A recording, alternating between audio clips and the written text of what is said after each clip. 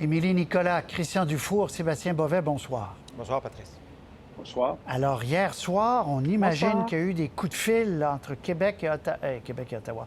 Québec et Montréal, avec le ton un peu courroucé. J'ai expliqué au tout début d'émission, je remets vite en contexte, c'est que le Québec a donné de l'argent au SPVM puis à la Ville de Montréal, des enveloppes dédiées pour le SPVM pour faire face aux tueries, etc.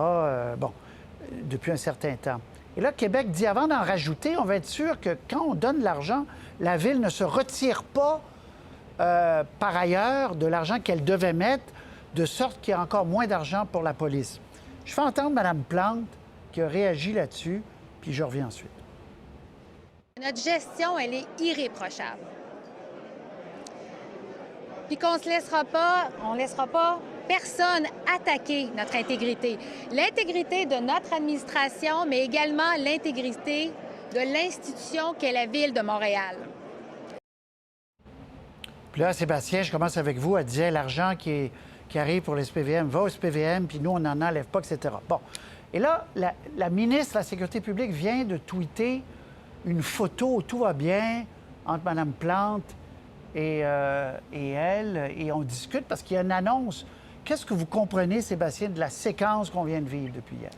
Je comprends qu'il y a quelqu'un qui a dit quelque chose qu'il n'aurait pas dû dire dans les conversations qu'ils ont eues avec des journalistes hier. Je comprends pas pourquoi quelqu'un, quelque part, a laissé entendre qu'il y avait des questions très incisives qui étaient posées sur la façon dont l'argent a été dépensé à Montréal et s'il n'y avait pas eu un définancement de la police. Parce que là, on est entré dans une vrille qui a empoisonné la discussion, en tout cas les dernières heures de la discussion entre Montréal et Québec.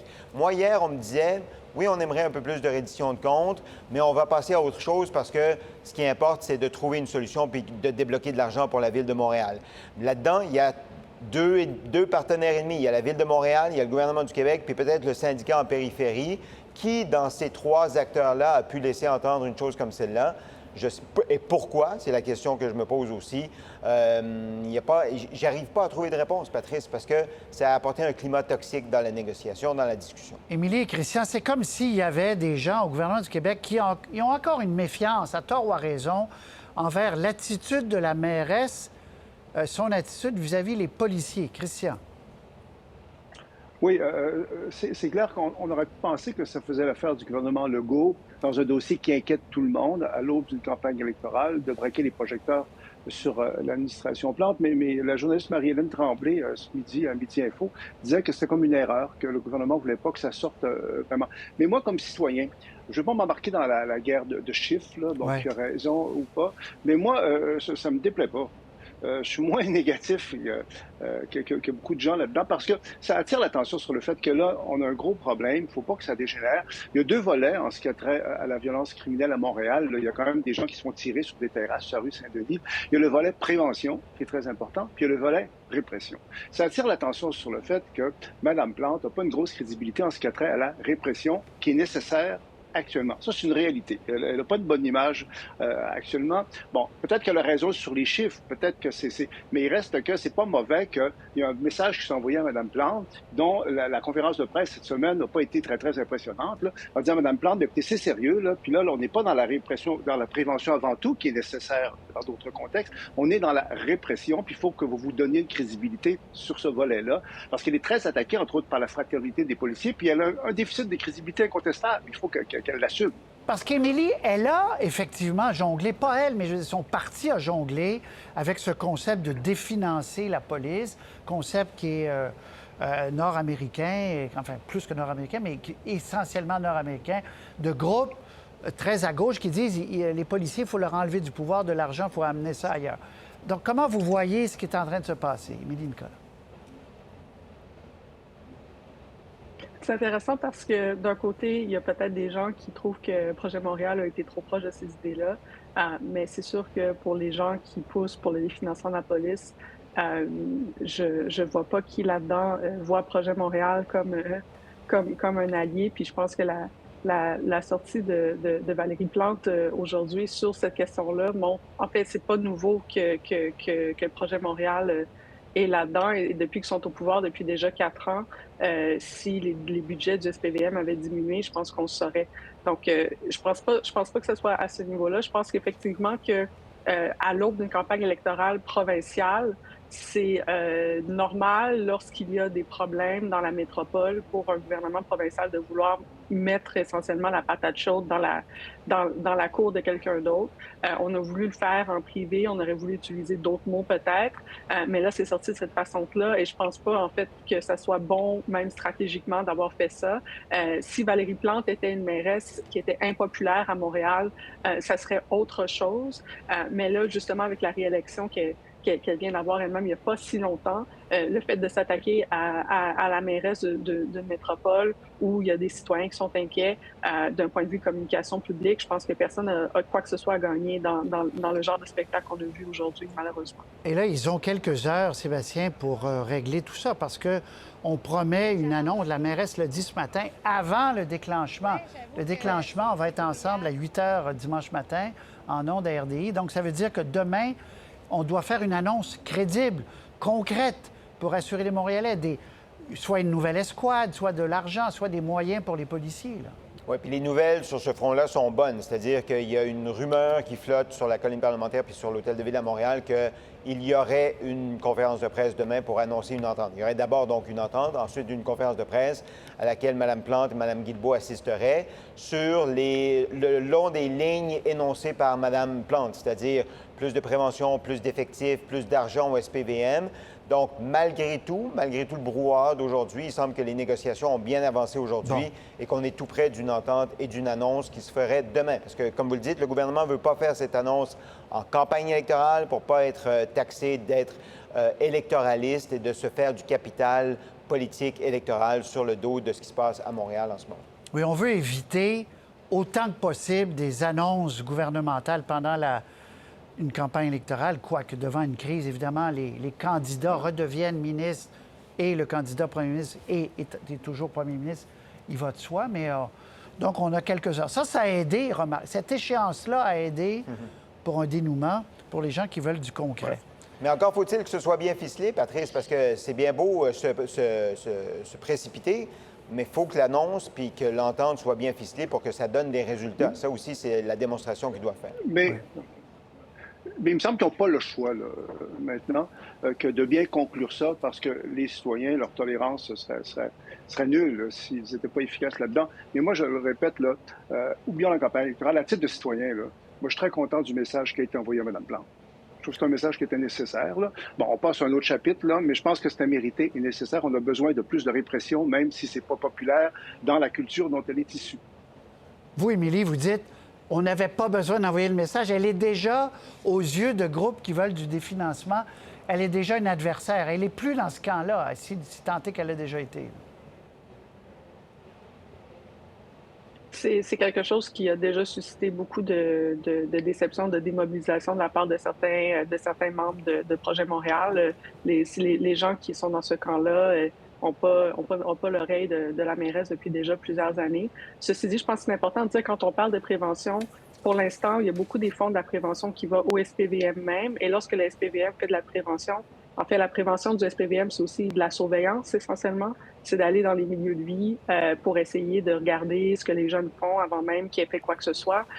Et ça, ça ne peut pas être compris comme le même genre de prévention qui est souvent demandée du point de vue des organismes communautaires, c'est-à-dire investir dans le logement social, investir dans la lutte contre la pauvreté, investir dans la vie des jeunes, dans le système scolaire, dans ce qui fait en sorte que les gens développent un sentiment d'appartenance à leur communauté, à leur société aussi.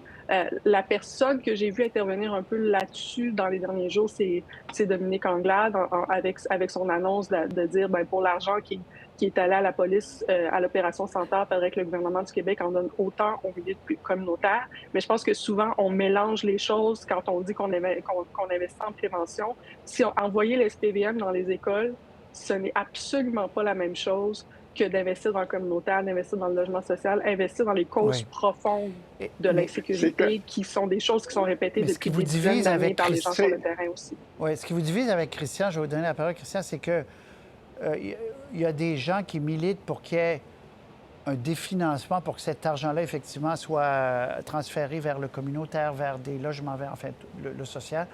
Et il y a des gens qui disent, faisons ça, mais ne définançons pas la police. On n'a pas besoin de définancer pour financer autre chose, Christian.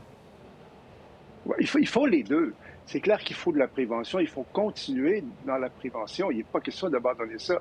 Mais il faut se mettre à prononcer un autre mot qui est moins populaire dans la culture dont Mme Plante est issue, même si elle s'est éloignée, et je comprends ce que dit Émilie, le mot répression. Bon, on est quand même dans les fonctions régaliennes. La loi et l'ordre, on est rendu là. Et puis c'est ça à quoi les citoyens s'attendent. Et dans la culture politique québécoise traditionnelle, le mot répression est comme tabou. Ben là, il faut vraiment réprimer. Il y a des gens qui se font tirer sur des terrasses sur la rue Saint-Denis. Très bien. Dimanche, donc, 8 heures, Sébastien, vous allez nous indiquer, carte à l'appui, analyse, là où on va suivre des luttes qui s'annoncent quand même intéressantes, des endroits où la CAQ veut faire des gains, puis c'est pas mal partout là, qui veulent en faire. Je pense à Laval, dans la région de Montréal, que c'est fascinant de voir ce qui va arriver. Mais j'ai une question pour vous. Plus globalement, de quoi pensez-vous que les Québécois veulent entendre parler dans cette campagne électorale? Sébastien. On a l'impression qu'au départ, sur la ligne de départ, on veut entendre parler d'inflation, en fait, de coût de la vie, de la façon dont le gouvernement peut nous aider ou les partis politiques peuvent nous aider pour faire face à l'augmentation du coût de la vie. Il y a une surenchère. Même la campagne électorale n'est pas encore commencée, qu'il y a déjà une surenchère. M. Legault a parlé de son chèque d'un chèque qu'il pourrait envoyer peut-être de 500 $ d'ici Noël, en plus de baisse d'impôts pendant le prochain mandat s'il est élu, alors que d'autres partis parlent de baisse d'impôts, notamment le Parti libéral. Donc, il y a un appétit, je pense, au départ pour cet enjeu-là. Ce qui ne veut pas dire que ce sera l'enjeu qui va dominer l'ensemble de la campagne électorale, mais disons qu'à 48 heures du déclenchement, ou moins de 48 heures du déclenchement, on a l'impression que c'est celui qui se profile le plus à l'horizon. Christian. Oui, je suis assez d'accord avec Sébastien que l'inflation, en fait, c'est un thème très, très important. C'est-à-dire, on ne sait jamais comment ça se déroule, une campagne électorale. C'est ce qui fait l'intérêt de la politique, là.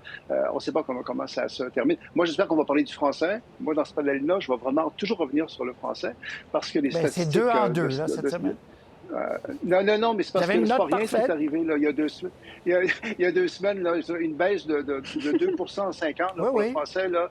C'est dramatique et là, ça va continuer. Et moi, j'espère que les chefs de parti et la chef de parti vont vraiment être harcelés. Qu'est-ce que vous proposez concrètement pour le français pour qu'on sorte des lamentations? Parce qu'on est bien bon dans les lamentations, le Québec. Donc, j'ai fini mon petit pitch, si vous me permettez. Mais pour le reste, moi, ce qui m'intéresse, c'est que est-ce qu'il y a des partis qui vont performer mieux qu'on pense? Prenez, par exemple, Éric Duhaime, le PQ aussi. Est-ce que le PQ va profiter peut-être du débat sur le français?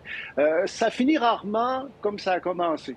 Et puis, c'est sûr qu'au départ, Legault semble voguer vers une victoire certaine, mais il peut arriver des choses, et il va arriver des choses. Mais l'inflation, c'est le point de départ. Et là aussi, l'autre point que je voudrais souligner, c'est qu'on est chanceux, les Québécois, parce qu'il y a une insécurité. Mais quand on se compare à l'angoisse qui est en train de monter en Europe actuellement, là, en France, en Angleterre, Legault en profite.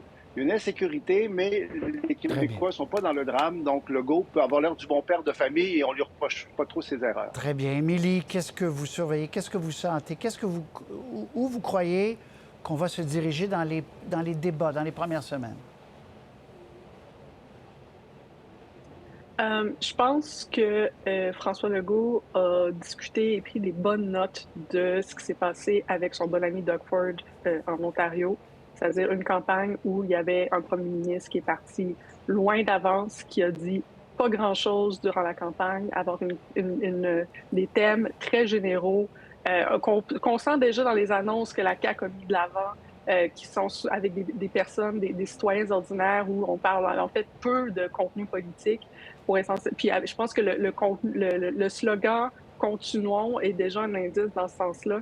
Donc je m'attends à ce que François Legault, puisqu'il est déjà en tête, souhaite avoir probablement une campagne où il se passe le moins de choses possible, où on met le moins d'idées de l'avant qui suscitent de débat. Parce que si les choses continuent comme ça, il est déjà en bonne voie de se faire réélire avec une forte majorité. Donc, l'intérêt de François Legault, en fait, c'est d'avoir une campagne le plus tranquille possible. C'est ça qui mène vers la victoire, dans un certain sens. Mais le Québec n'est pas l'Ontario comme...